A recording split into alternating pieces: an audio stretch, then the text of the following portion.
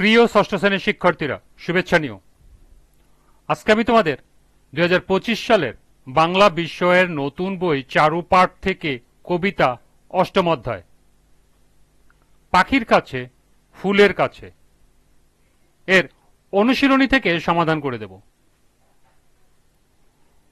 প্রথমে তোমাদের বলবো, যারা আমার চ্যানেলটি সাবস্ক্রাইব করো নাই তারা আমার চ্যানেলটি সাবস্ক্রাইব করবে এবং আমার সাথে থাকবে। তাহলে চলো আমরা ক্লাস শুরু করি।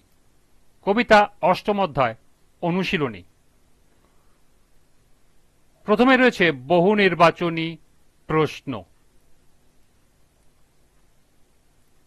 লক্ষ্য করো, পাঠ্য বইতে 4টি বহু নির্বাচনী প্রশ্ন দেয়া আছে। প্রথমে এই 4টি বহু নির্বাচনী প্রশ্ন সমাধান করব, এরপর আরো গুরুত্বপূর্ণ কিছু বহু নির্বাচনী প্রশ্ন দেখব এবং তার সমাধান করব। পাঠ্য বইয়ের বহু নির্বাচনী প্রশ্ন 1। পাখির কাছে ফুলের কাছে কবিতায় কবি তার মনের কোন কথাটি বলতে চান? চাঁদের সৌন্দর্য, জীবের সৌন্দর্য, নিসর্গ প্রেম, প্রকৃতির গুরুত্ব। সঠিক উত্তর গ, নিসর্গ প্রেম।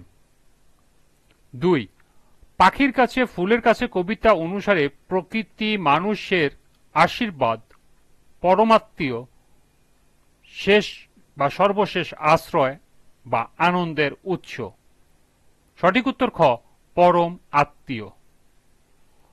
উদ্দীপকটি পড়ো এবং 3 এবং 4 নং প্রশ্নের উত্তর দাও। লালগিরি পাহাড়ের চূড়ায় উঠে মনিরের মনে হলো সৃষ্টির এই অপরূপ অপার লীলা আগে কখনো তার দেখার সৌভাগ্য হয়নি। মনের অজান্তেই সে হারিয়ে গেল অন্য এক কাল্পনিক জগতে।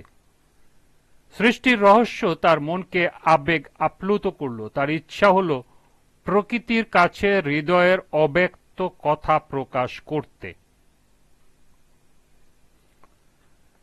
3 নম্বর প্রশ্ন, উদ্দীপকের বক্তব্যে কবিতার কোন চরণের সাথে সঙ্গতিপূর্ণ?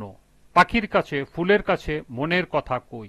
দ্বিতীয়টি হল, কোত্থেকে এক উটকো পাহাড় ডাক দিল আয় আয়। তৃতীয়টি হল, এগিয়ে দেখি জোনাকিদের বসেছে দরবার। এবং সর্বশেষটি হল, ঝিমধরা এই মস্ত শহর কাঁপছিল থরথর। সঠিক উত্তর ক, পাখির কাছে মনের কাছে ফুলের কাছে মনের কথা কই। 4। মনিরের ভাবনার সাথে কবি আল মাহমুদের ভাবনার মিল কোথায়? পাহাড়ের সৌন্দর্য বর্ণনায়, জীব প্রকৃতির বর্ণনায়, প্রকৃতির বিচিত্র রূপ উপভোগে, এবং সর্বশেষ হল প্রকৃতির সৌন্দর্যের প্রতি মমত্ববোধে। সঠিক উত্তর, প্রকৃতির সৌন্দর্যের প্রতি মমত্ববোধে। এই ছিল পাঠ্য বইয়ের 4টি প্রশ্নের সমাধান। এবার সম্ভাব্য গুরুত্বপূর্ণ কিছু বহু নির্বাচনী প্রশ্ন। 5। পাখির কাছে ফুলের কাছে কবি কি বলেছেন? গান, ছড়া, কবিতা, মনের কথা। সঠিক উত্তর ঘ, মনের কথা। 6। পাহাড়ে হাত বুলিয়ে কবি কোথায় গেলেন? নারিকেলের তলায়, দরগা তলায়, লাল দিঘির পারে, পাথর ঘাটায়। সঠিক উত্তর গ, লাল দিঘির পারে। 7। কবিতায় কবিকে কে ডাক দিয়েছিল? পাখি, উটকো পাহাড়, ফুল, চাঁদ।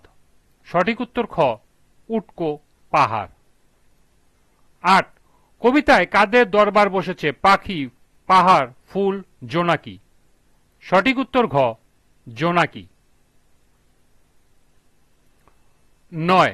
লাল দিঘির জল কেমন? পরিষ্কার, ঘোলা, কালো, সাদা। সঠিক উত্তর গ, কালো। 10। দিঘির জল কেমন করে নেচে উঠল? ছলছলিয়ে, কলকলিয়ে, মৃদু ছন্দে, উচ্চ ছন্দে।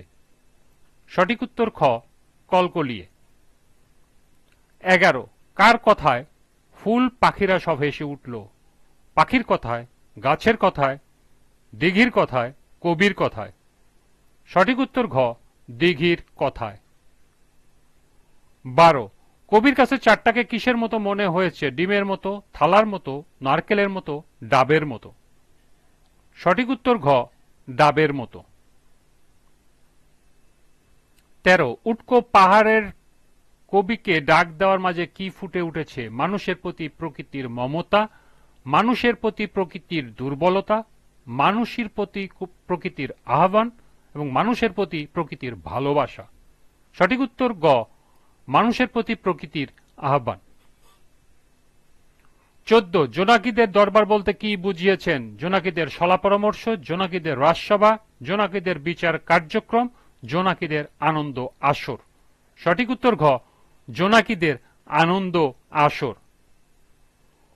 15, কবির দেখা চাঁদটি কেমন ছিল? ঠান্ডা ও চ্যাপ্টা, ঠান্ডা ও গোলগাল, ঠান্ডা ও বাঁকা, ঠান্ডা ও সোজা। সঠিক উত্তর ঠান্ডা ও গোলগাল। 16, কবি চাঁদ দেখে কি খুলে ঘর থেকে বেরিয়ে গেলেন? জানালা, দরজা, সিটকিনি, হুক। সঠিক উত্তর গ, সিটকিনি।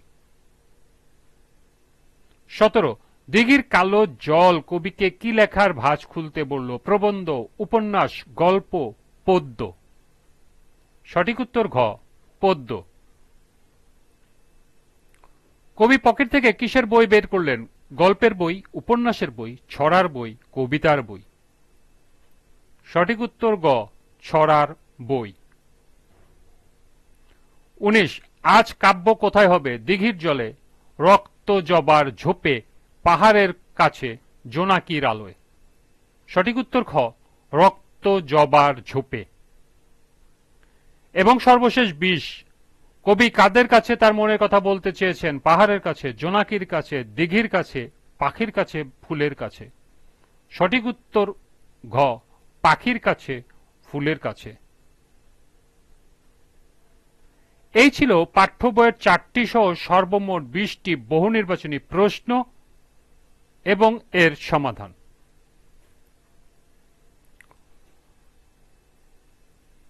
আজকের ক্লাসটি এ পর্যন্তই। পরবর্তী ক্লাসে সৃজনশীল প্রশ্নের সমাধান করে দেব।